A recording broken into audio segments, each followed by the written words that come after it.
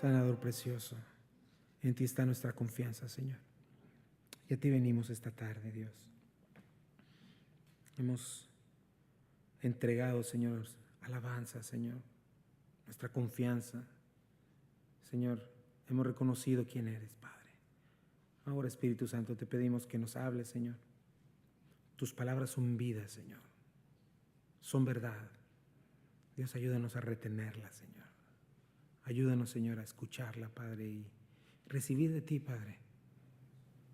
Bendito seas, Señor. Gracias por tu iglesia. Gracias por los que estarán escuchando aquí en internet, Señor.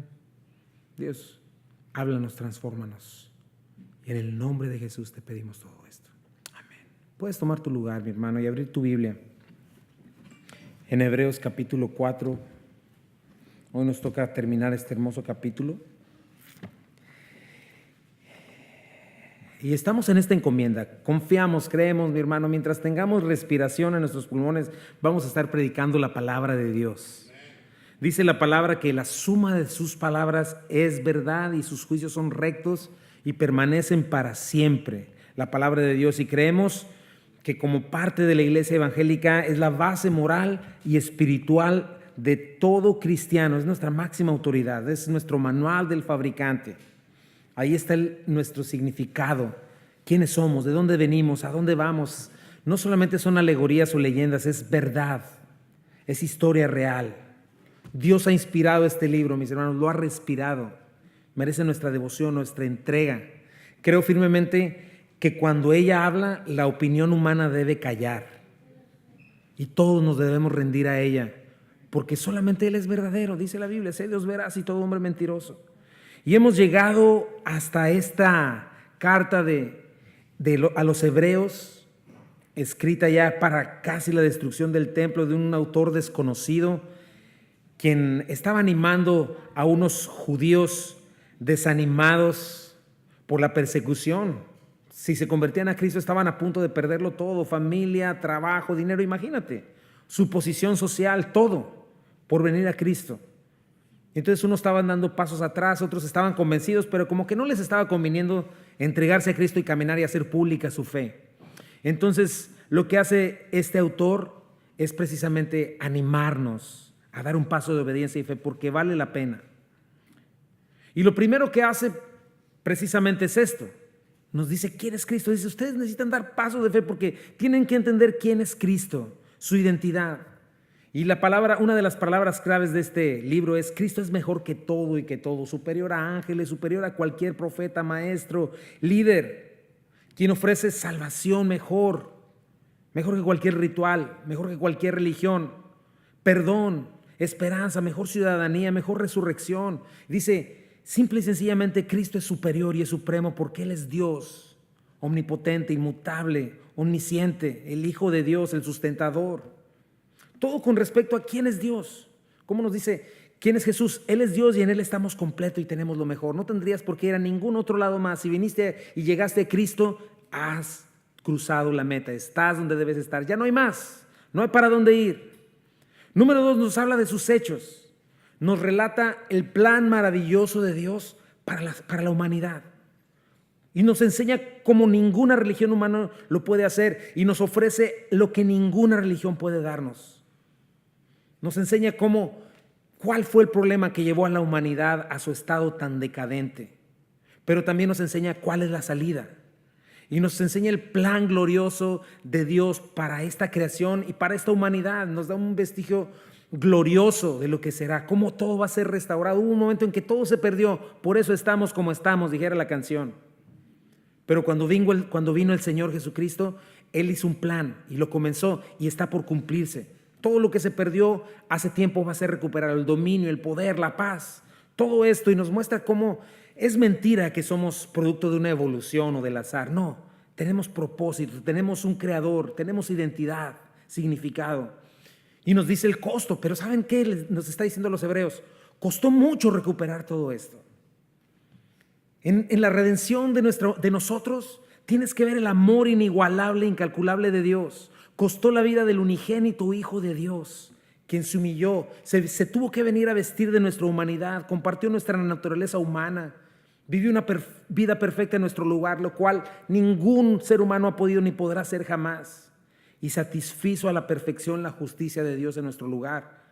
Pagó el castigo de nuestras maldades, muriendo de la manera más injusta e infame posible, tomando nuestro lugar en la cruz del Calvario, cargando sobre sí mismo cada pecado de cada persona. No solo eso, resucitó con poder, venció a la muerte, nos abrió camino al cielo. Hoy vamos a hablar de eso. Nos dio perdón, reconciliación. O sea, Cristo estamos completos. Nos santificó, nos hizo parte de la familia de Dios. Nos dio victoria sobre Satanás. Entonces, nos habla, les dice a los hebreos, hey, no hay a dónde ir. No den pasos atrás. Vengan a Cristo porque Cristo es Dios, número 1. Número 2, nadie les ama como Él. Y número 3, respondan. Respondan a lo que están escuchando. Respondan al llamado de Dios. Porque una revelación de esta magnitud demanda una respuesta. Una y otra vez, yo creo que es otra palabra clave de Hebreos. Dios habla y nosotros tenemos que escuchar, hablar, escuchar. Necesitamos atender con diligencia. Dice, no descuiden. Dios ha testificado de su amor, nos ha salvado, considérenlo. Nos dice, si oyen todo esto, no se endurezcan, no vaguen en su corazón, no sean incrédulos. No se aparten, no se dejen engañar por el pecado, no provoquen a Dios, no desobedezcan a Dios, no se pierdan del reposo, teman no alcanzarlo, procúrenlo con diligencia, no se endurezcan. Dice, retengan su fe hasta el fin, escuchen la palabra acompañada con fe para que les aproveche, no sean incrédulos. La incredulidad, hemos visto, es el pecado más horrible porque es una afrenta total contra Dios. ¿Te acuerdas? Ese principio tienes que guardarlo en tu mente. La gente no va al infierno por sus pecados, porque los pecados ya fueron pagados por Cristo en la cruz. La gente va al infierno por su incredulidad, por ignorar a Dios. Y hoy vamos a ver un poquito más de eso. Incredulidad es sinónimo de desobediencia. Incredulidad no es falta de evidencia, es maldad, es no querer confiar en Dios. Y nos está diciendo una y otra vez, no es suficiente con que conozcas, no es suficiente con que estés al punto de observar. No, tienes que entregarte. Y nos dice también, lo vimos, la palabra de Dios tiene vida. Se necesita mucha incredulidad para negar algo que está vivo y que está llamando a mi corazón. Es eficaz. O sea, Dios quiere y puede levantarme, restaurarme, transformarme, y no oír con diligencia es incredulidad. Decirle, no, gracias, prefiero estar como estoy. Nos dice, discierne nuestros pensamientos, las intenciones de nuestro corazón, porque quiere limpiarnos. Ante la palabra no podemos fingir con caretas, con todo. Podemos venir a Él. La palabra de Dios llega a los últimos rincones de nuestro corazón porque quiere arrancar todo estorbo, porque quiere que tengamos una fe genuina, fe salvadora. Sin fe salvadora no podemos ser salvos, valga la redundancia. Y para aquellos que la rechazan y se endurecen con un corazón malo de incredulidad, quedan engañados. Y la palabra de Dios penetra y desnudará los corazones, desnudará hipocresía, desnudará falsedad. Por eso te acuerdas cómo nos está diciendo que nadie caiga en semejante ejemplo de desobediencia. La incredulidad es algo terrible. Nos dice claramente cómo escaparemos si descuidamos una salvación tan grande, cómo no procuraremos entrar en el reposo. Y eso es lo que nos ha estado enseñando la palabra de Dios, ¿verdad? Eso es lo que ha estado haciendo este autor de Hebreos para animar a estos hombres asustados por la persecución, quizá distraídos. Nos dice quién es Cristo, nos dice cuánto nos ama Cristo y nos dice tienes que responder a eso. Y ese es el punto, nos está advirtiendo muy fuerte.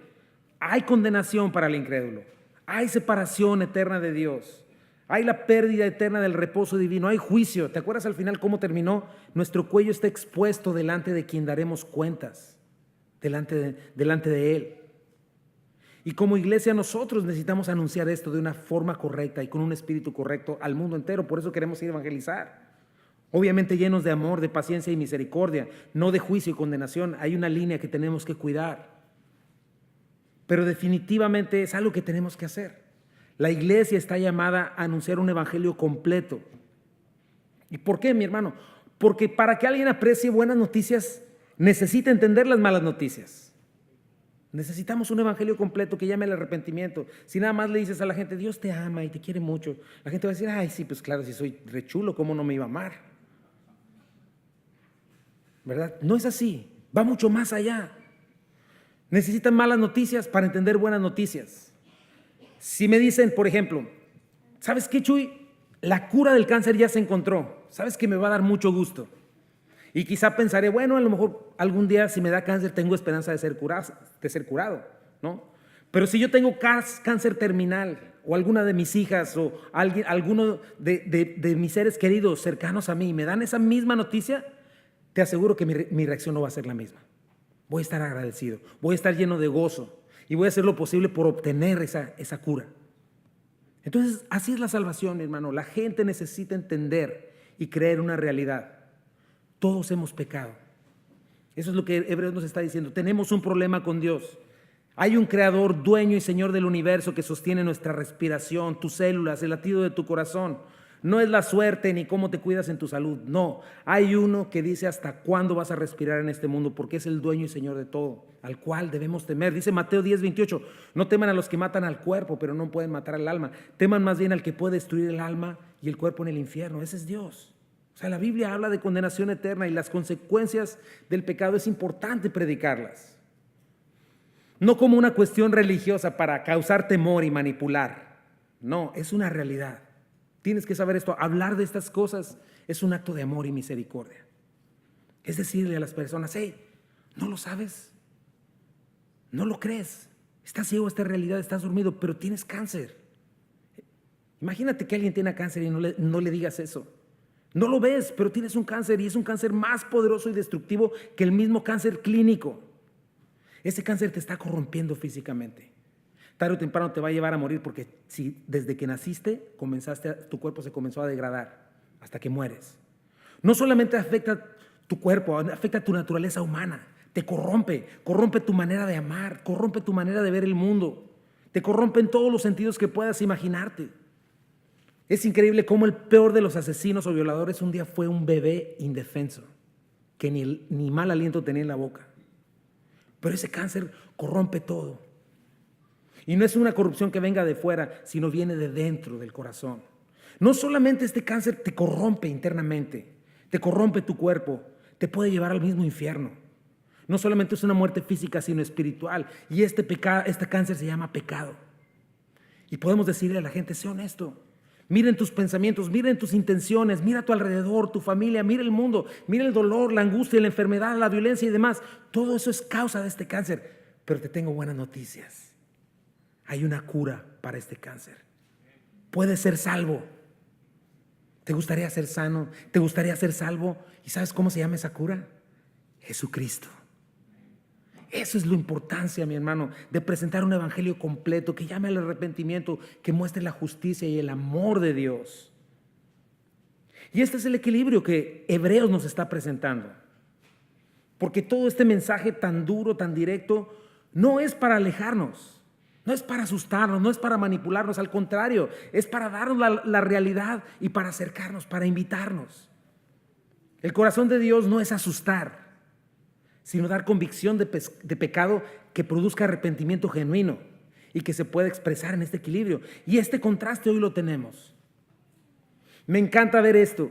Con esta parte que vamos a ver hoy, nos vamos a dar cuenta cómo Dios no es un juez implacable con la última notificación. No sé si alguna vez te ha llegado a tu casa alguna carta de esas rojas donde dice última noticia. Responde o vamos por ti y estás frito. Eso no es lo que hace la palabra de Dios. Esa no es la imagen de Dios. ¿Sabes cuál es la imagen de Dios al decirnos esto? Es la imagen de un Dios amoroso. Como un papá amoroso que no quiere que su hijo se pierda, que lo último que desea es su condenación, desea perdón, restauración, ser generoso. La Biblia nos está enseñando quién es nuestro Dios. Nos dice que Él no ama condenar, Él ama perdonar, Él ama ser misericordioso y en esto Él es glorificado. Cristo, la imagen, la expresión misma del corazón de Dios para con el pecador. Es esta invitación. Ven, acércate.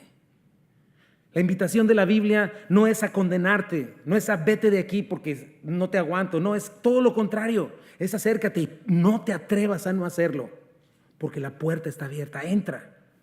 Y esa es la gran diferencia entre el cristianismo a toda religión, mi hermano. Toda religión está basada en el hombre, en sus capacidades, en su desempeño. sus fuerzas para justificarse delante de un Dios implacable, poco paciente e impersonal. Pero el cristianismo es todo lo contrario. Dios es el que vino a buscar y a salvar lo que se había perdido. Dios es el que llega a nosotros cuando damos cuenta que viene, ya está con nosotros o nos sale al encuentro. Y ¿sabes qué? No trae una vara de juicio, trae tratado de paz, de perdón, de misericordia. Porque Cristo no vino a condenar al mundo, sino que el mundo sea salvo. Y a partir de esta siguiente sección, el autor va a retomar este tema de Cristo como nuestro sumo sacerdote. ¿Qué necesidad tenemos? Él ha venido a darnos eso, una razón más por la cual atender, y nos va a dar este equilibrio. Pasado, exhortación dura. Este tiempo nos va a hablar ahora de una invitación. Nos va a mostrar que realmente no solo debemos, sino podemos atender, podemos creer, podemos recibir gracia y misericordia de un Dios que nos entiende, que tiene la puerta abierta de una manera maravillosa y nos da mayor responsabilidad a responder. Y el día de hoy yo titulé este mensaje así: la invitación de Dios es a acercarnos a Él, no a alejarnos de Él. Vamos a estudiar los últimos 3 versículos del capítulo 4. Démosle lectura. Dice así: por tanto, teniendo un gran sumo sacerdote que traspasó los cielos, Jesús, el Hijo de Dios, retengamos nuestra profesión, porque no tenemos un sumo sacerdote que no pueda compadecerse de nuestras debilidades, sino uno que fue tentado en todo, según nuestra semejanza, pero sin pecado. Acercámonos pues confiadamente al trono de la gracia, para alcanzar misericordia y hallar gracia para el oportuno socorro. Y Señor Jesucristo, bendice por favor este día, Dios. Dame de tu gracia, dame de tu de nuevo, Señor. Autoridad, Señor. Por favor, Padre, bendice a mis hermanos y ayúdanos a seguir entendiendo, Señor, este corazón tuyo, en el nombre de Jesús. Amén. Y esa es la invitación, mi hermano, acercarnos a Él, no alejarnos de Él. Y mi primer punto es este: nos invita a retener lo que hemos creído por quien es Cristo y lo que ha hecho por nosotros. Y comienza por un por tanto. ¿Qué decimos cuando la Biblia dice por tanto? ¿Qué tanto? ¿Verdad? Ahora, yo creo que este término de conclusión está hablando no nada más del capítulo anterior, sino de todo lo que ha venido diciendo. Por todo esto que ya dije hace ratito, dice, teniendo un gran sumo sacerdote que traspasó los cielos.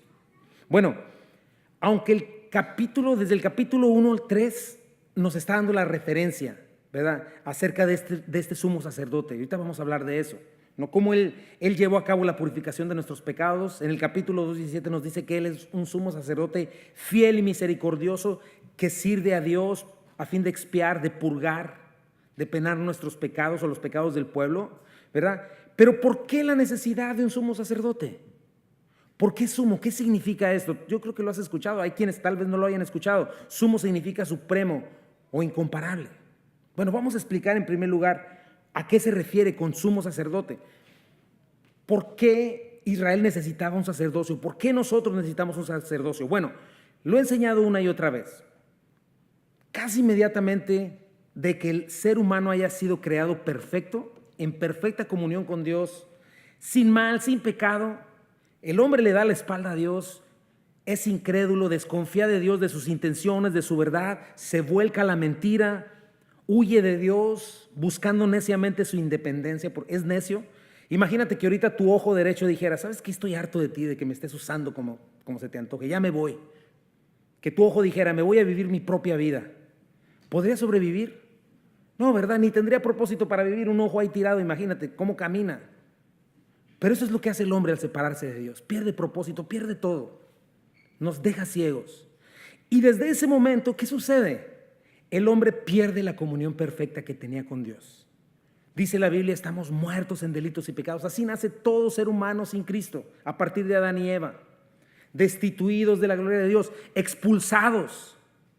Eso es lo que nos enseña claramente de la Biblia. El problema de la maldad no es la no existencia de Dios, sino la ausencia de Dios. No porque Él se haya ausentado, sino porque en su decisión la humanidad decidió hacerlo a un lado y no querer tener nada que ver con Él. Entonces, por esas cuestiones nos cuesta trabajo pensar en eso. Aunado a una cultura religiosa y humanista que tenemos, el ser humano está engañado, se cree el centro del universo, el dueño de todo. Y para empezar, el dueño de su propia vida. Y cuando tú le dices, ¿sabes que Dios tiene un problema contigo? No lo creen. Al contrario, ellos están diciendo, no, el que se está muriendo sin mí es Dios. Si hay un Dios, Él no tiene problemas conmigo. Yo tengo problemas con Él porque no me responde y porque no hace lo que yo le pido. Entonces, que se vaya lejos. Esa es nuestra tendencia. Aunque Él sí responde, solo que está ocupado arreglando tu problema y mi problema en la cruz del Calvario, dándose un hijo unigénito por ti y por mí. Pero el trasfondo religioso nos dice eso. Todos somos hijos de Dios. Al final Él se va a aguantar y nos va a tener que perdonar a todos, quiera o no. Pero la Biblia enseña otra cosa muy distinta. La humanidad está como está porque está separada de Dios. Romanos 1:18 dice, pero Dios muestra su ira desde el cielo contra todos los que son pecadores y perversos, que detienen la verdad con su perversión. Salmo 7:11 dice, Dios es juez justo y Dios está airado contra el impío todos los días. Literalmente esta palabra airado tiene la imagen de que echa espuma por la boca del enojo. Efesios 2:3 dice, en ese tiempo también todos nosotros vivíamos como ellos, impulsados por nuestros deseos pecaminosos, siguiendo nuestra propia voluntad y nuestros propósitos. Y como los demás éramos por naturaleza objetos de la ira de Dios. Eso es lo que tenemos que entender para poder entender por qué necesitamos un sacerdote. Efesios 5:6 dice, que nadie los engañe con argumentaciones vanas, porque por eso viene el castigo de Dios sobre los que viven en desobediencia, o la ira de Dios. Romanos 2:5 dice, eres terco y te niegas a arrepentirte y abandonar tu pecado, por eso vas acumulando un castigo terrible para ti mismo, pues se acerca el día de la ira, en el cual se manifestará el justo juicio de Dios. Eso es la primera parte, tienes que saber eso. El estado natural del ser humano sin Cristo es estar separado de Dios, expulsado de la gloria de Dios. Y el simple hecho de que estemos en esta situación con Dios, si nosotros pretendiéramos estar delante de la presencia de Dios, imagínate, tenemos pecado en nuestras vidas. Si por nosotros mismos quisiéramos estar en la presencia de Dios, de un Dios que emana la energía superior a todas las galaxias que existen, sería imposible. ¿Quién podría sostenerse delante de un Dios así? Con una sola manchita de maldad seríamos fulminados. Nadie. Y sabes que ningún ser humano tiene una mancha de maldad. Estamos podridos por el pecado. Eso dice la Biblia. No hay manera. No existe manera que un ser humano por sí mismo pueda ponerse así que de perdida se dé una peinadita y estar medio presentable enfrente del Dios Todopoderoso. No es posible. No se puede. Quedaríamos fulminados. Aquel que en verdad le conoce se da cuenta de eso. Por ejemplo, si tú lees tu Biblia, espero que lo estés haciendo, piensa en Daniel, un hombre de Dios, Isaías, un hombre de Dios, Jeremías, Mahona, el papá de Sansón. En el Nuevo Testamento puedes ver a Pedro, a Juan, a los apóstoles. Todos ellos cuando caían en cuenta que estaban delante de Dios, ¿sabes qué hacían? Caían muertos de miedo, postrados, porque saben que nadie en una situación en la que estamos se podría sostener delante de Dios. Claro, después vemos cómo Dios los levanta, pero es Dios el que les tiene que levantar. Por otro lado, tienes que saber algo. El hombre ni quiere, y aunque quisiera, no puede alcanzar a Dios. ¿Me explico? Hay una separación total entre Dios y nosotros, un abismo eterno. Y si nosotros quisiéramos estar cerca de Dios en nuestras fuerzas, y así como digo, pues no me porté tan mal, no, hombre. Si te pones cerca de Dios en esa situación, eres hombre muerto, condenado para toda la vida. Por lo mismo, el hombre necesita un mediador. Necesita un abogado que se presente en su lugar, que abogue por él. Por eso la necesidad de un sacerdote, por eso Dios instauró en este tiempo el sacerdocio. ¿Quién es un sacerdote? Un mediador que representa al ser humano delante de Dios, ¿verdad? Del pueblo, porque el pueblo no puede ir delante de Dios sin morir. Y ese mediador represente a Dios delante del ser humano, porque si Dios se presenta ante la humanidad de esta manera, la humanidad quedaría deshecha. Por eso es que Dios se reveló a Israel y estableció este sistema de sacerdocio y de sacrificios para darnos una ilustración, para darnos un mapa, una imagen de lo que se perdió en Edén, lo que fue perder la comunión con Dios y lo que se requiere para volver a tener contacto con Dios. Obviamente es Dios el que toma la iniciativa, el hombre no puede. Ahora, ¿por qué sumo sacerdote? Un sacerdote supremo. Bueno, de su sistema religioso, Dios escogió a sacerdotes como mediadores entre él y su pueblo. Si un israelita había pecado, tenía que venir al tabernáculo, que era el lugar de la presencia de Dios. Si quieres poner la anterior, por favor. Pero mira, ese es más o menos, a ver si. Este es el tabernáculo. Todas estas son las tribus de Israel, las 12 tribus de Israel, la tribu de Leví, y este es el tabernáculo. Aquí hay un lugar que está el lugar santo y el lugar santísimo, ahorita lo vamos a ver. Pero si cualquiera de ellos quería acercarse a Dios, Dios les había dado todo un sistema de manera que ellos traían un animalito de los suyos, tenían que presentarlo a la puerta del tabernáculo, a los sacerdotes tenían que hacer ciertos rituales, lavarlo, después hacer el sacrificio para después rociar en el mismo altar sangre y entonces ellos serían perdonados, ¿verdad? Entonces, si quieres el siguiente, ok, aquí está el tabernáculo más de cerca. Ponme el anterior, por favor, también. Cualquier gente de alrededor de fuera es el paganismo. Al único lugar donde Dios se reveló de toda la humanidad, porque la humanidad le dio la espalda a Dios, fue a este pueblo de Israel. Y Dios mismo les dio este sistema, ¿verdad? Cualquiera de fuera que quisiera venir a adorar al Dios vivo porque oyera de parte de ellos, a quienes Dios les había mandado ser luz para las naciones, tenía que venir a hacerse judío, ¿verdad? O hacerse, le llamaban temeroso de Dios, circuncidarse, comenzar a practicar las cosas que ellos practicaban. Y entonces también ellos podían venir a este lugar, ¿verdad? A presentarse delante de Dios. Ahora, la siguiente fotografía, por favor. Este es el tabernáculo, lo que estaba en medio. Ellos venían aquí con sus animalitos, lo presentaban delante de la puerta, ¿verdad? En este lugar, por aquí tenían que morir, ¿verdad? Si tú habías pecado, traías a tu ovejita, una ovejita que fuera sin defecto, que fuera inocente, ponías tu mano sobre su cabeza, confesabas tus pecados, el sacerdote tenía que cortarle el cuello mientras tú le tenías la mano, porque tú tenías que ver lo que costaba tu pecado y tú tenías que sentir el brinco y el último suspiro de ese animal perfecto y de ese animal inocente. Después él vendría, ¿verdad? Y acá está el altar, derramaría sangre por aquí. Ok, entonces esa es la primera parte. Segundo, de todos estos sacerdotes, esto sucedía diariamente, pero de todos estos sacerdotes había uno que era el jefe de todos ellos, se le llamaba el sumo sacerdote. Este sumo sacerdote, una vez al año, simbólicamente llevaba todos los pecados del pueblo, todos completos, era el Yom Kippur, llamado el Yom Kippur, ¿verdad? Al lugar santísimo. Igual se hacía, si te acuerdas del campamento, pon todo el campamento. Fuera del campamento se hacía todo un sacrificio. Después él tendría que venir el sumo sacerdote con la sangre. Ahora sí, regrésalo, por favor. Tenía que cruzar esta parte de aquí. Tenía que sacrificarlo. Después entraba a este lugar. No, él ya había sido sacrificado, perdón. Pero entraba a este lugar que se le llama el lugar santo. Vamos a ver la siguiente. El lugar santo estaba conformado de dos partes. Esto que se le llama el lugar santo, ya vamos a estar hablando de eso con más detalle más adelante. Y el lugar santísimo, aquí había un velo para poder entrar a este lugar. Entonces había 3 lugares donde entraba el sacerdote. El primero para entrar al atrio, el segundo para entrar al lugar santo, el tercero para entrar al lugar santísimo. Este lugar santísimo representa la presencia de Dios, literalmente la presencia de Dios, y solo podía entrar una vez al año. Podría entrar aquí para llevar los pecados de todo el pueblo y purgar los pecados de todo el pueblo. Más o menos para que te quedes con esa imagen. Piensa en eso. Ahora, lo que tenía este sumo sacerdote era algo importante. En ese tiempo ese sumo sacerdote era pecador. Entonces él primeramente tenía que ofrecer sacrificios por sí mismo, ¿verdad? Para poder hacer sacrificios ahí. Otra cosa importante es que el tiempo en ese lugar era limitado.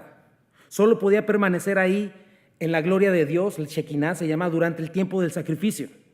Y para llegar al lugar santísimo, el sacerdote tenía que pasar esas 3 áreas, como te dije, pero recogía fuera la sangre, pero no tenía que demorarse, tenía que hacerlo rápido. Ahí, no, si te fijas, no hay lugares para sentarse, tenía que hacerlo pronto, rápido y salir de ahí. Y nadie podía volver a entrar a ese lugar, regresar a ese lugar en todo el año. Y año tras año tenía que hacer ese Yom Kippur, más los miles de sacrificios que se hacían. Entonces era un proceso interminable que nunca se completaba. Entonces los sacerdotes, como los sacrificios, si te fijas, eran imperfectos. Lo vimos con Moisés, ¿verdad? Es este tabernáculo temporal, una sombra, una imagen.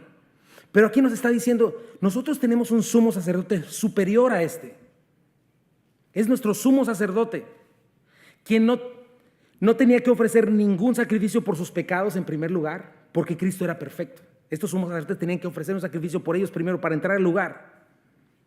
No pasó por 3 puertas terrenales para llegar a un lugar como este lugar santísimo, una vez al año. Atravesó también 3 áreas, atravesó la atmósfera, atravesó el universo y atravesó el cielo donde está la morada de Dios. La Biblia le llama el tercer cielo.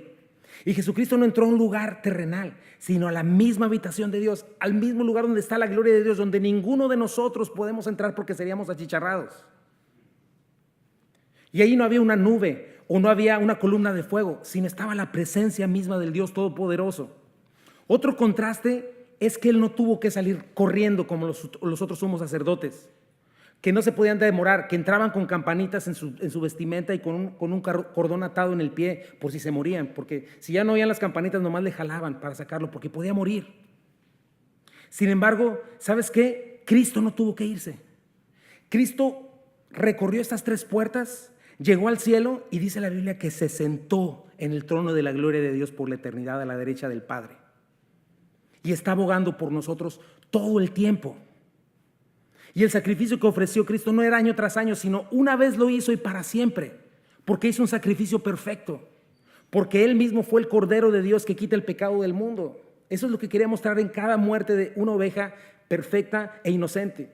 Cristo, un Dios perfecto, un hombre perfecto e inocente, quien vino a morir por nuestros pecados. Y aparte fue el sacerdote perfecto, quien llegó y se quedó en el lugar santísimo. ¿Sí más o menos lo estamos entendiendo? Juan 17, 4 al 5 dice: yo te he glorificado en la tierra y he llevado a cabo la obra que me encomendaste. Y ahora, Padre, glorifícame en tu presencia con la gloria que tuve contigo antes que el mundo existiera. Entonces, Cristo, el sumo sacerdote perfecto, ofreció el sacrificio perfecto, hizo la expiación o la redención perfecta por nuestro pecado, y la obra quedó completa al entrar en el cielo, presentándose personalmente en nuestro lugar, en el verdadero lugar santísimo. Por eso, menos de 40 años después de que Cristo fue crucificado, el templo de los judíos o ese tabernáculo quedó destruido y ya no ha habido sacrificios desde hace 2000 años hasta hoy, porque ya no hay necesidad de ningún sacrificio, ya no hay necesidad de ningún sacerdocio. En todo el Nuevo Testamento no encuentras ni a Cristo ni a los apóstoles, ni siquiera los sacerdotes que se convirtieron a Cristo estableciendo alguna otra forma de sacerdocio cristiano. No existe eso en la Biblia. La Biblia menciona solamente en Pedro que nosotros somos sacerdotes, ¿verdad? Los redimidos.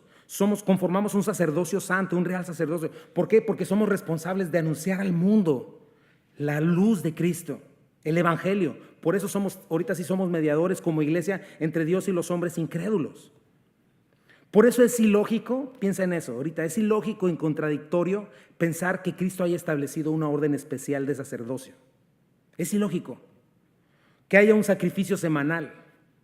No es posible, es ilógico, va en contra de lo que enseña la Biblia. John MacArthur dice: todas las afirmaciones de mediación especial sacerdotal entre Dios y los hombres, el ofrecimiento de sacrificios por los pecados, la expiación por ellos al repetir supuestamente el sacrificio de Cristo mediante un ritual o cualquier otra afirmación o práctica es en su totalidad no bíblica y pecaminosa. Es un desafío abierto a la obra terminada de Cristo Jesús. Cualquier sacerdocio religioso formal en la tierra implica que la expiación perfecta y final por el pecado no se ha hecho. En la economía del cristianismo no hay en absoluto lugar para el sacerdocio. Cualquier sacerdocio establecido es ilegítimo. Y checa esto, es una afrenta directa al sacerdocio final de Jesucristo. ¿Por qué? Porque Cristo ya lo hizo, es lo que la Biblia nos está enseñando. Ya no hay barreras. Alguien que quiera ponerse como mediador entre Dios y los hombres no está reconciliando, está estorbando. Sea un pastor, porque hay quienes se ponen en esa parte. El apóstol, tienes que venir a mí. No. La Biblia nos relata que cuando Cristo entregó el Espíritu, dice que el velo se rasgó. ¿Sabes qué implica eso? Que Cristo se convirtió en ese camino al Padre. ¿Te acuerdas cómo comenzamos lo que dije? Si nos acercamos en nuestras fuerzas delante de Dios, ¿qué nos pasaría? Moriríamos. Pero si tenemos un sumo sacerdote, un mediador que fue y abrió los cielos y se rasgó el velo, ¿qué significa eso? Que la puerta quedó abierta. Tenemos libre acceso a la gloria de Dios y ya no morimos. En el día de hoy tenemos acceso directamente a Dios. No necesitamos la intercesión de ningún santo, de nadie. Tenemos libre acceso a Dios y a su gloria porque estamos vestidos de Cristo y somos bienvenidos. Ahorita vamos a ver eso. Más o menos estás entendiendo por qué la necesidad de un sumo sacerdote y de un mediador. Ahora Hebreos 4:14 dice, Jesús, el Hijo de Dios. Este es nuestro sumo sacerdote. Un hombre, su nombre humano, en toda la extensión de la palabra, pero perfecto y sin pecado, pero el Hijo de Dios, el título divino, quien dio su vida y tenía poder para volverla a tomar. Por eso nos dice, primer exhortación de esta parte, retengamos nuestra profesión. Retén esto, crateo, agárralo, echa mano de él, abrázalo, aférrate a él, aférrate a lo que ya reconociste un día como verdadero, y en especial refiriéndose a los que no estaban dando un paso y estaban a la mitad. O si eres de los que hiciste una profesión pública de tu fe, pero solo de dientes para afuera, porque tu vida no da evidencias de eso. Y lo que está diciendo es eso, no dejes que Satanás te lo robe. No vale la pena entregarte a tu naturaleza pecaminosa. El mundo no es digno de seguirse porque lo que ofrece es un engaño. Y si en verdad hiciste de todo tu corazón esta profesión de fe, Dios está haciendo una obra en tu vida, entonces aférrate a ella. No la sueltes por nada. Dice Colosenses 3:1-4, ya que han resucitado con Cristo, busquen las cosas de arriba, donde está Cristo sentado a la derecha de Dios. Concentren su atención en las cosas de arriba, no en las de la tierra. Pues ustedes han muerto y su vida está escondida con Cristo en Dios. Cuando Cristo, que es la vida de ustedes, se manifieste, entonces también ustedes serán manifestados con Él en gloria. Esa es la primera exhortación. Tenemos un sumo sacerdote que traspasó los cielos. Cristo o Jesucristo, el Hijo de Dios. Entonces retén esta profesión de fe, retén esta confianza que has agarrado. Ahora, por si esto no fuera ya suficiente, ya es maravilloso, ¿sí o no? A mí me voló la cabeza, la verdad, el ver el sumo sacerdote que tenemos, nuestro mediador perfecto. Ya no hay necesidad de rituales, nada, porque Cristo ya lo completó a la perfección. Y si eso no fuera suficiente, hay otra cosa que tenemos que tener en mente, para que retengas con uñas y dientes tu profesión. Y es mi segundo punto. Cristo nos invita porque es compasivo y misericordioso, porque nos entiende. Habló a mi corazón esto de una manera impresionante. Dice, retén tu profesión con este sumo sacerdote perfecto. Dice, porque aparte no tenemos un sumo sacerdote que no pueda compadecerse de nuestras debilidades, sino uno que fue tentado en todo según nuestra semejanza, pero sin pecado. ¿Qué significa eso, mi hermano? Bueno, Cristo no nada más es el infinito Dios hombre y el infinito hombre y el eterno Dios. No nada más es el sumo sacerdote que traspasó los cielos y que dejó un camino abierto para con Él. Con eso ya tendríamos que estar eternamente agradecidos, aunque no nos volviera a dar nada en este mundo temporal. Esto es algo distinto, es algo diferente o una cosa más. Dice, Cristo se compadece de nuestras debilidades. Eso es algo impresionante. ¿Qué es compadecerse? Es la palabra simpateo, de donde viene la palabra simpatía. Se traduce más como compasión o misericordia. ¿Qué significa esto? Compasión es sufrir con otro, con pasión, compartir el dolor con otro, compartirlo junto a otro, sufrir con esa persona. Y es lo que nos dice. Cristo no nada más es este Dios todopoderoso que subió hasta el tercer cielo, sino que se compadece de nosotros. Entiende nuestras debilidades, Athenia. Se refiere a esto, no solamente a nuestra debilidad del cuerpo, porque nuestro cuerpo es débil, se enferma. Nuestra debilidad mental, nuestra debilidad moral. Lo que nos dice aquí es que Cristo entiende a la perfección nuestra fragilidad, nuestra impotencia, nuestra incapacidad, nuestras limitaciones. Sabe que no podemos producir resultados por nosotros mismos. Y lo que nos dice es ¿por qué? Porque Él fue tentado en todo, pero sin pecado. O sea, nos entiende. Obviamente no significa que justifique una conducta obstinada y rebelde, pecaminosa, ¿verdad? Que diga, pues es que yo no dejo la droga, pues porque tú me entiendes, Señor, sabes que soy débil. No, no se refiere a eso. ¿A qué se refiere? Se refiere a que no tenemos un Dios impersonal, mi hermano, un Dios lejano, que está allá en su rollo, en su trono de gracia en el cielo, y acá pues es que Él no sabe lo que es tener hambre. Pues es que Él no sabe lo que es batallar con una tentación. Él no sabe lo que es vivir en esta casa. ¿Me entiendes? No es así.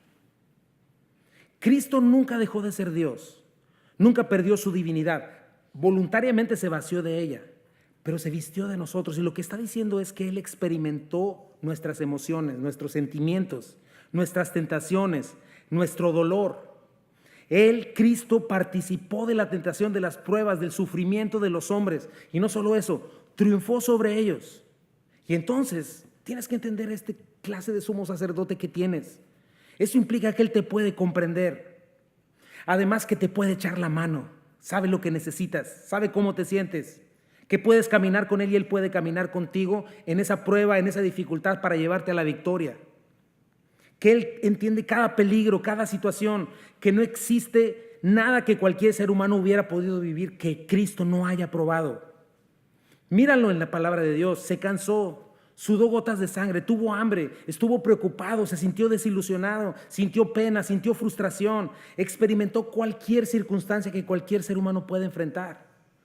Y entonces piensa en esto, teniendo esa experiencia, Él está ahorita sentado a la diestra del Padre, intercediendo por ti y por mí, conociéndote exactamente como eres y conociéndome exactamente como soy, está intercediendo por mí. Eso me vuela la cabeza. Porque ¿sabes qué? La intercesión de Cristo por ti y por mí es compasiva.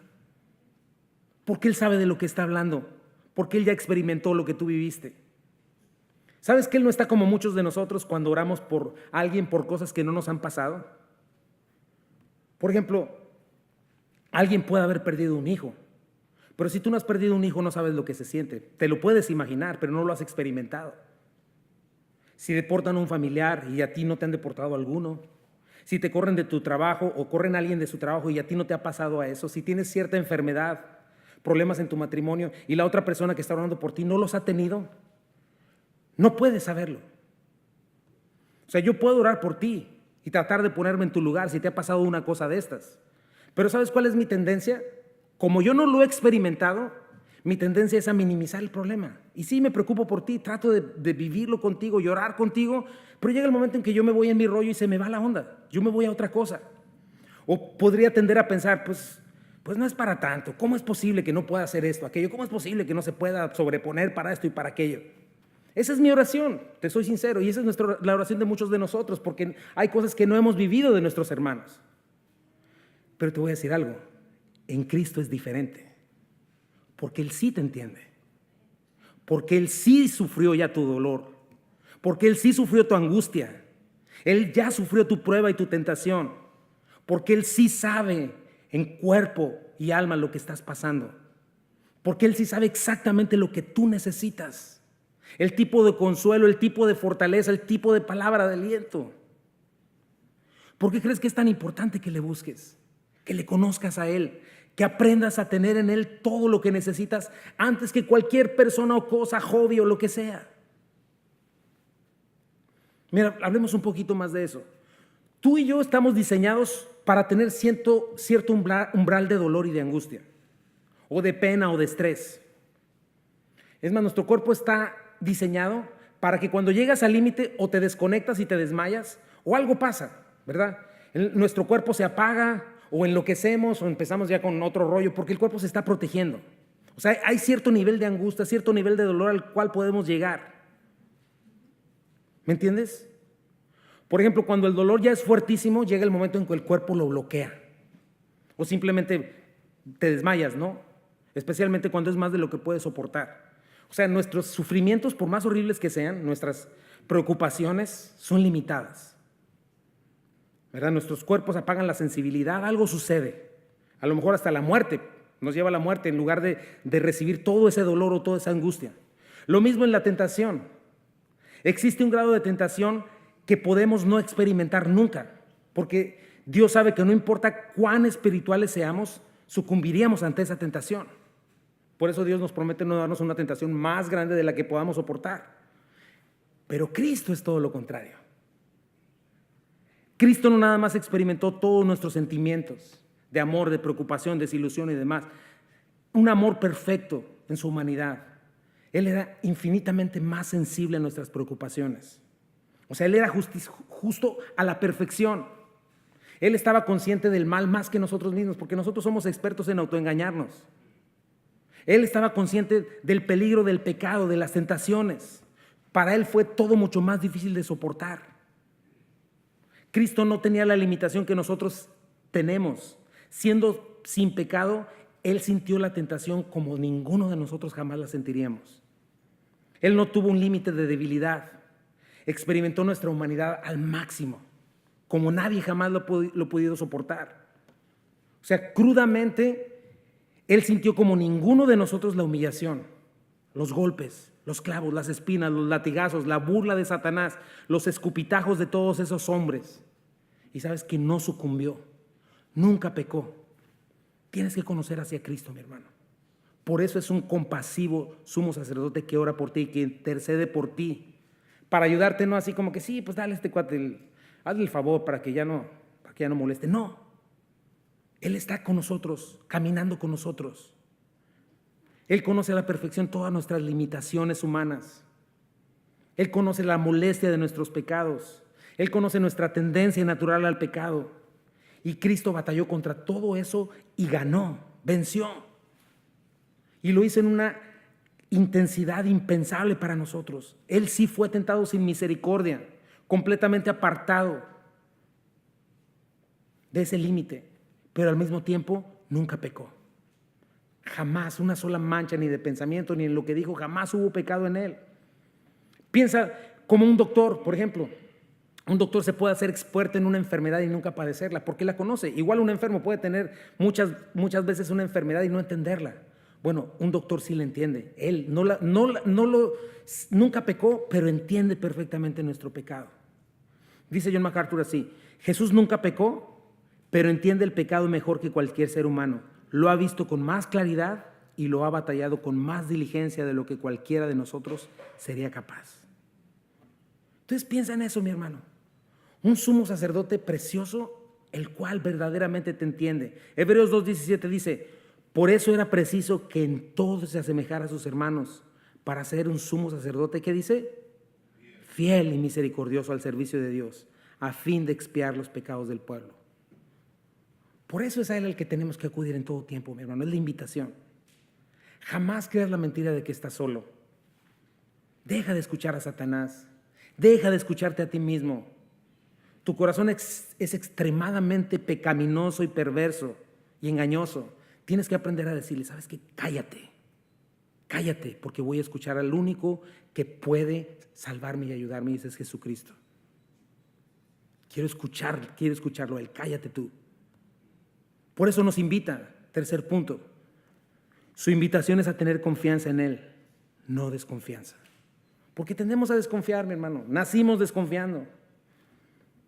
Cuando estabas chiquito en la alberca, tu papá te dijo: aviéntate, y te dejó ahí que te ahogaras. Ándale, para que aprendas a no confiar en nadie. Pero en Cristo no es así. Es hasta un rasgo de carácter que se alaba. No, no confía en nadie, es fregón. Nada que ver. La invitación de Dios es a confiar en Él. Por eso dice el versículo 16: acerquémonos pues confiadamente. Me encanta, mi hermano, eso. Me encantan las invitaciones de Dios en su palabra. Nunca son para alejarnos, para condenarnos y dejarnos en el exilio, para juzgarnos y corrernos lo más lejos de su presencia. Todo lo contrario. Somos nosotros los que lo empujamos lejos, los que en nuestra necedad y pecado huimos de Él. Pero la Biblia es clara, mi hermano: nadie busca a Dios. Todos nos descarriamos como ovejas, cada cual se apartó por su camino. Desde Edén nos alejamos de Él, pero Dios está trabajando para traernos de regreso. Dios nos está persiguiendo, porque Él nos creó para tener comunión plena, íntima con Él. Él anhela esa comunión y sabe qué es lo que nosotros necesitamos.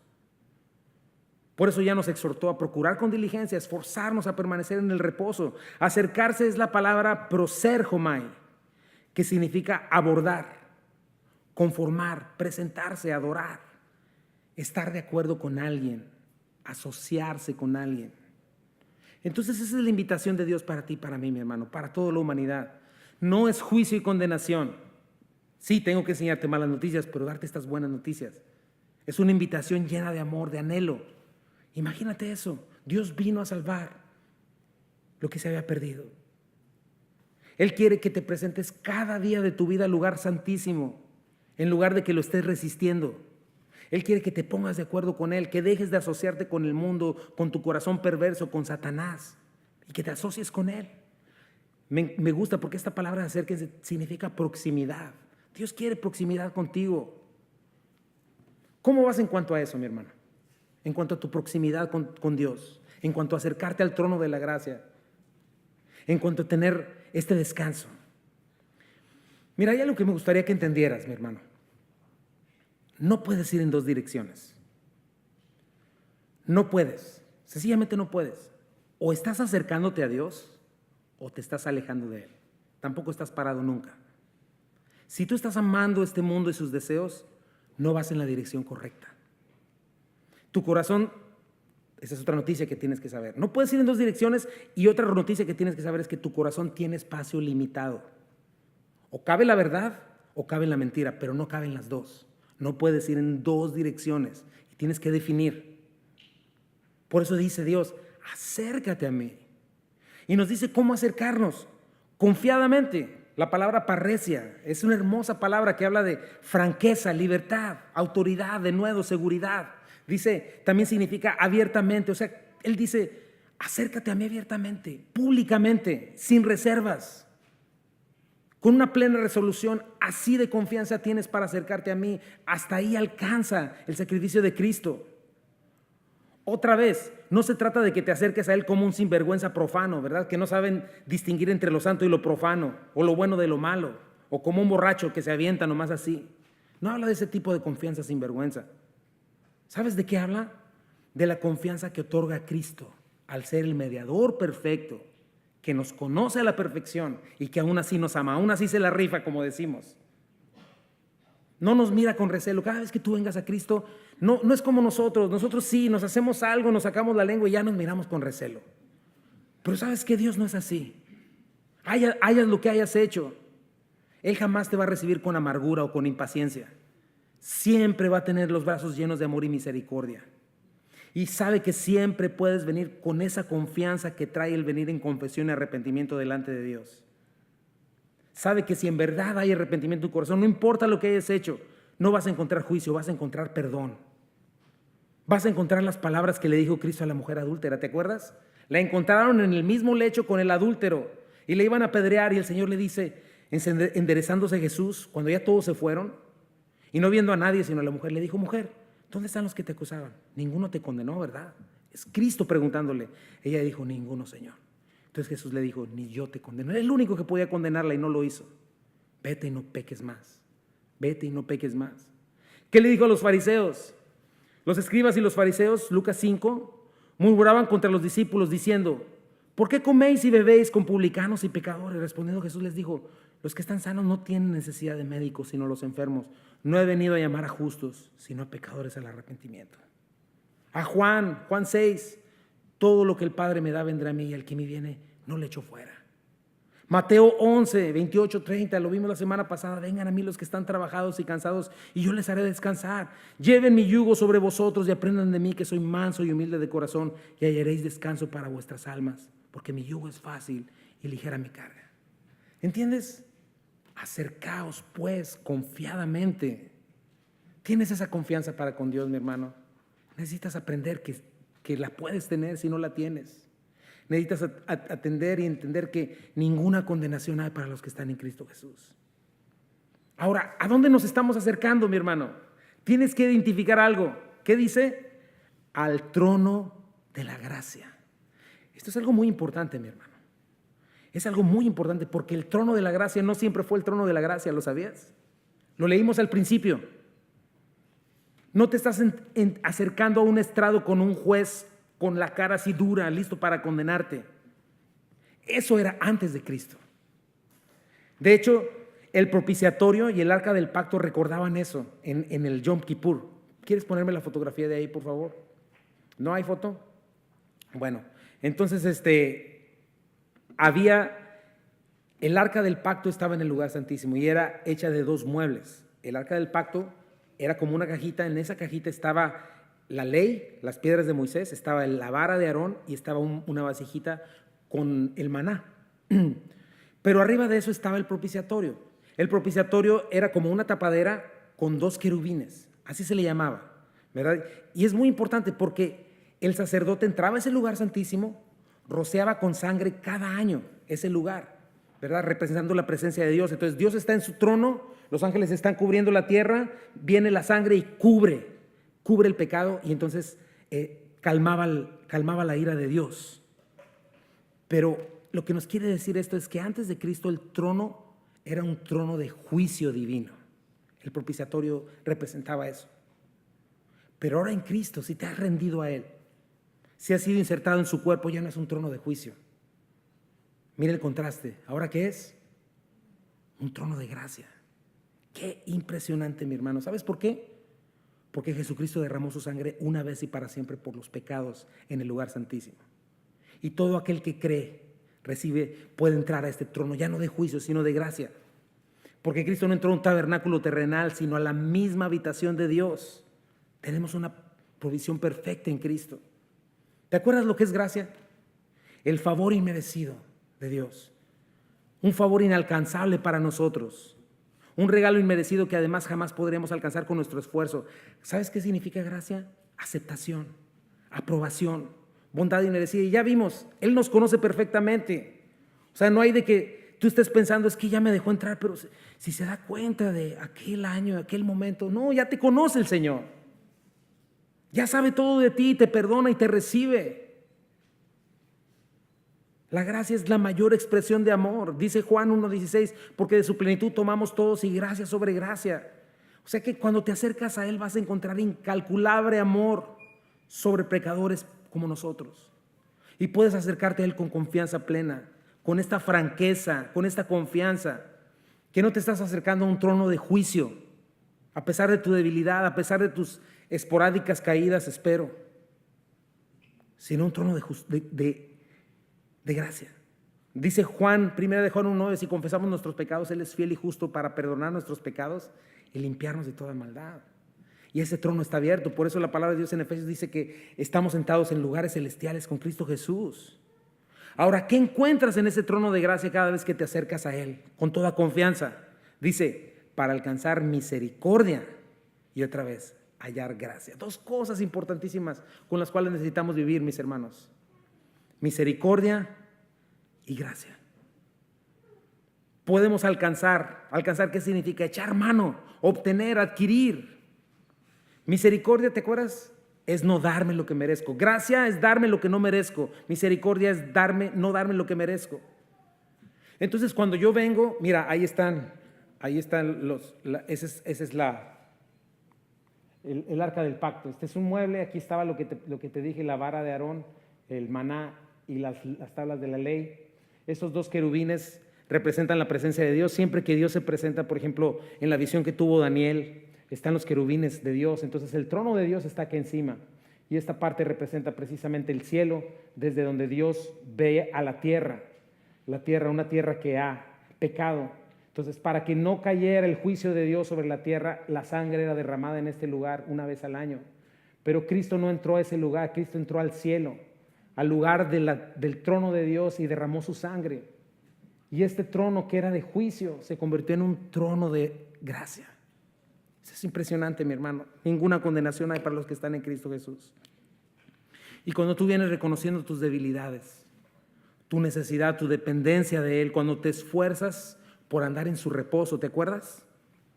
Cuando te das cuenta de que no se trata de que tú venzas tus propias murallas de Jericó, de que tú venzas a tus gigantes de Goliat, ¿no? Todas esas batallas de tu vida diaria, quizá alguna adicción, problemas con tus hijos, problemas con tu esposa, con tu trabajo, alguna debilidad.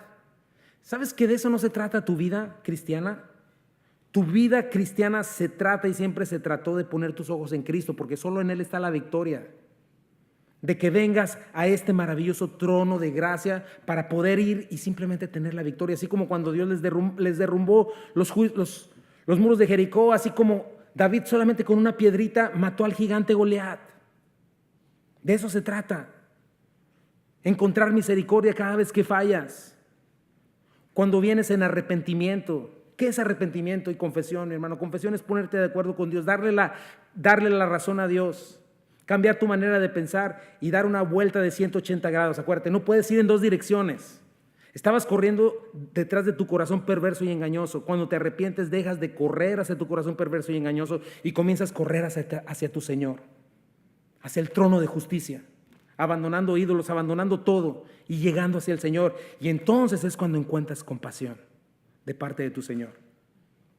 No vas a encontrar reproches, no vas a encontrar palabras amargas, vas a ver a un Dios que te recibe, que te lava y que te vuelve a levantar. Ese es el trono de gracia, mi hermano.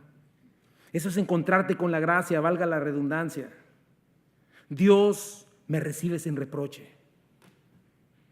Y ¿sabes qué? No nada más me levanta y me limpia. ¿Sabes qué? Porque dice que hay es gracia y misericordia. ¿Qué significa eso? Que la gracia te equipa, te fortalece, te transforma a su imagen, te da de su naturaleza divina. Yo a veces pensaba eso, antes que no conocía mucho la Escritura, pensaba, pero ¿cómo le dice a la mujer adúltera que se vaya y no peque más? ¿Cómo le va a hacer? Yo decía, si yo ni puedo antes de conocer al Señor. Pero ¿sabes qué? Cuando entiendes el trono de la gracia, que puedes ir y encontrar gracia y misericordia, puedes entender esto. Puedes entender por qué cuando vienes a Cristo, al trono de la gracia, arrepentido, Él te perdona, te limpia, te lava y te dice, yo no te condeno, vete y no peques más. Porque no solamente, dice el Señor, no solamente te estoy perdonando, te estoy transformando, te estoy fortaleciendo para que me ames y me obedezcas, te estoy capacitando para que vayas y venzas. Gracia sobre gracia. ¿Entiendes eso, mi hermano? Ese es nuestro cristianismo. ¿No te parece impresionante, mi hermano? ¿No te parece necesario entender estas cosas, estas riquezas de lo que somos como creyentes en Cristo? Dice el versículo 16, para que hayas gracia y misericordia para el oportuno socorro. Es bien interesante, la palabra oportuno es la palabra kairos. Kairos son los tiempos de Dios. ¿Y sabes qué significa esto? Bien calculado, para el bien calculado tiempo de Dios, para el tiempo oportuno de Dios. Socorro es la palabra boetseia, que significa auxilio, refuerzo. Se refiere, es una palabra marítima, que se refiere a una cuerda o una cadena con la que se reforzaba un barco para que no se partiera y se hundiera. También se refiere a las amarras que lo ayudan a no quedar a la deriva. Piensa en esa imagen. El trono de la gracia es y debe ser, mi hermano, nuestro primer recurso para no hundirnos o para no quedar a la deriva. Porque es el único eficaz.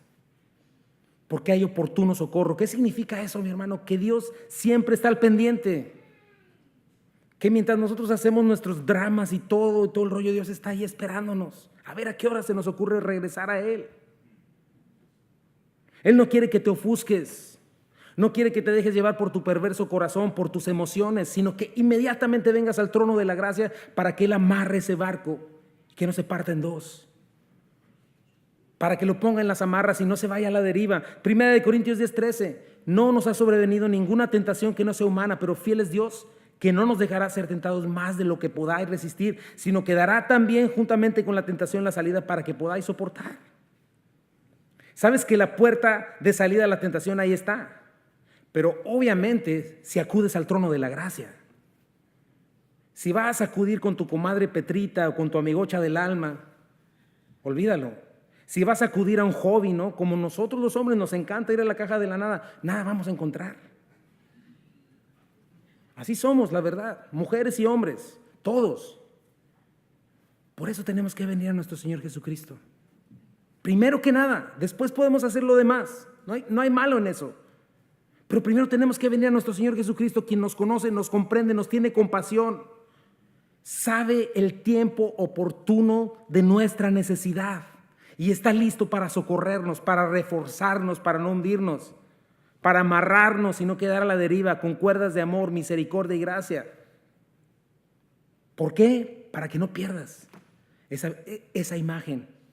Pues en cuanto Él mismo padeció siendo tentado, es poderoso para socorrer a los que son tentados. Pero recuerda eso, mi hermano.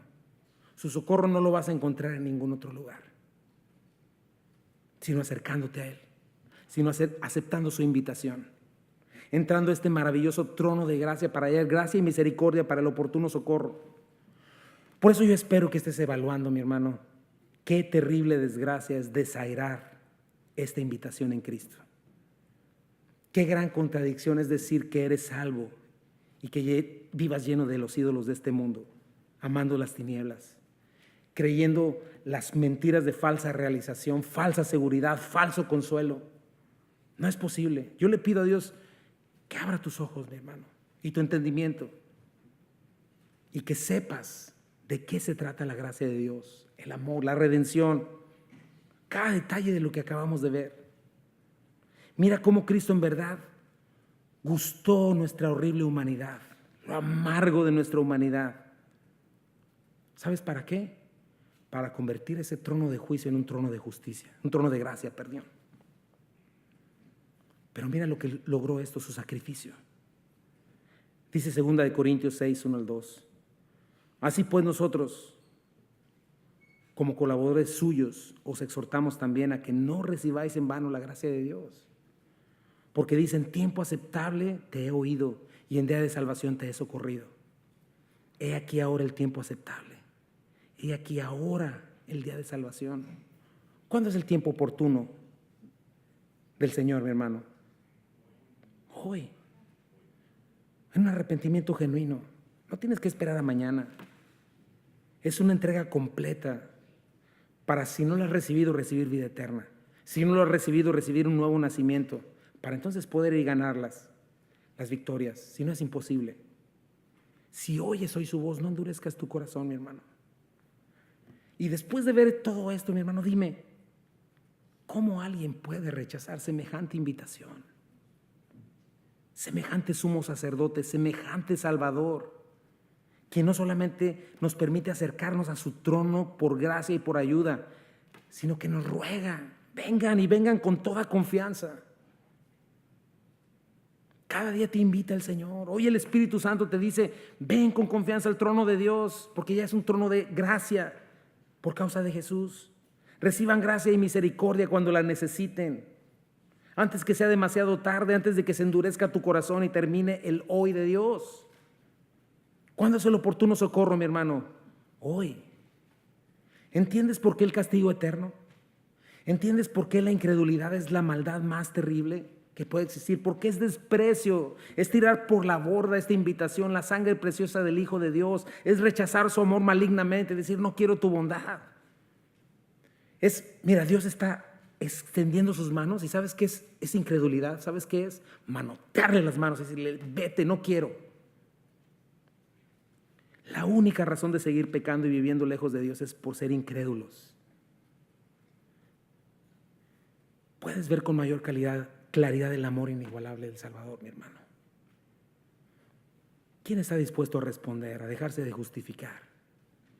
¿Quién de acá estará dispuesto a abandonar ídolos falsos de este mundo y entregarse por completo al único que realmente te ama? Tienes libre entrada a Jesucristo, al trono de la gracia, mi hermano.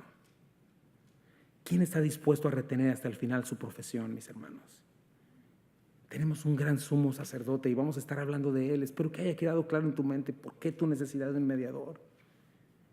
Qué gran sumo sacerdote tenemos, mi hermano. Él es compasivo, paciente, misericordioso, nuestro precioso Salvador. ¿A qué te invita el Señor hoy, mi hermano? ¿A qué nos invita, mis hermanos? A acercarnos a Él. No te atrevas a no acercarte a Él. ¿Cuántos de acá estamos dispuestos a hacerlo, mis hermanos? Yo quisiera hacer esta invitación. No sé si hay alguien aquí a lo mejor que nunca haya hecho esta decisión de acercarse a Dios. La palabra de Dios dice eso, que le confiese delante de los hombres, Él le confesará delante de su Padre que está en los cielos. El que no le confiese delante de los hombres, Él no le confesará. Yo quiero invitarte, ¿hay alguien aquí quizá que no haya hecho esta decisión por Cristo? Quisiera darte esa oportunidad de decirle, Dios, yo creo en ti, yo quiero. No quiero estar a la mitad. Yo no te conocía, pero quisiera conocerte. Quisiera entregarte mi vida. Si es así, yo quisiera orar por ti y traerlo delante de Dios. Y si acá estamos puras personas que hemos entregado nuestra vida al Señor y que no hemos ido al trono de la gracia como deberíamos, te invito a ponerte de pie y te invito a que le digamos al Señor con todo nuestro corazón, Señor, Yo quiero acudir al trono de la gracia, Señor, cada día de mi vida, Señor. Y entiendo que no puedo acudir al trono de tu gracia sin abandonar mis antiguos caminos. No puedo. No puedo ir en dos direcciones. No puedo tener verdad y mentira en mi corazón. O es uno o es otro, Señor. Y el día de hoy, Señor, yo quiero hallar gracias, Señor, para el oportuno socorro.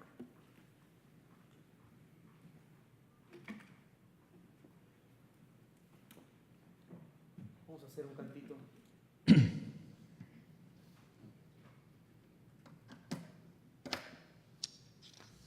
Vamos a hacerlo con la pura guitarra. Y vamos a cantárselo al Señor y dile: sublime gracia, dulce voz, que a un mísero salvó. Yo ciego estaba y me sanó, perdido y me encontró. A honrar a Cristo me enseñó, mis miedos alivió. Preciosa gracia me alcanzó cuando creí al Señor. Me desató y hoy libre soy. Mi Salvador Dios me redimió, como un caudal desbordó en mí gracia sin fin, sublime amor.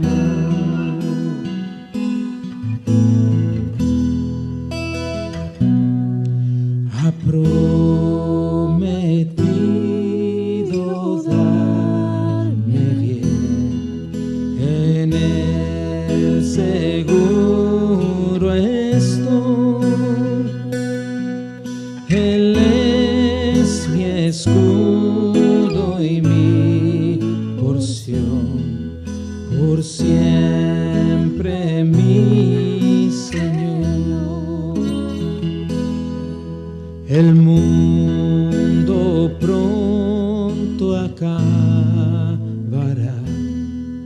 ni el sol brillará más, pero el Señor, quien me llamó, por siempre mío será. Me desató y hoy libre soy. Mi Salvador Dios me redimió, como un caudal desbordó en mí gracia sin fin, sublime amor. Me desató. Me desató y hoy libre soy.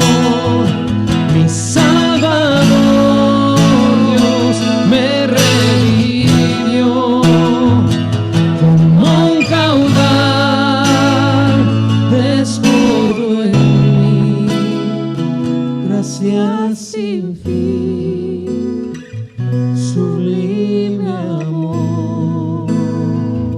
Gracia sin fin, sublime amor. Señor, ayúdanos a entender qué privilegio tenemos, Señor, al ser tus hijos.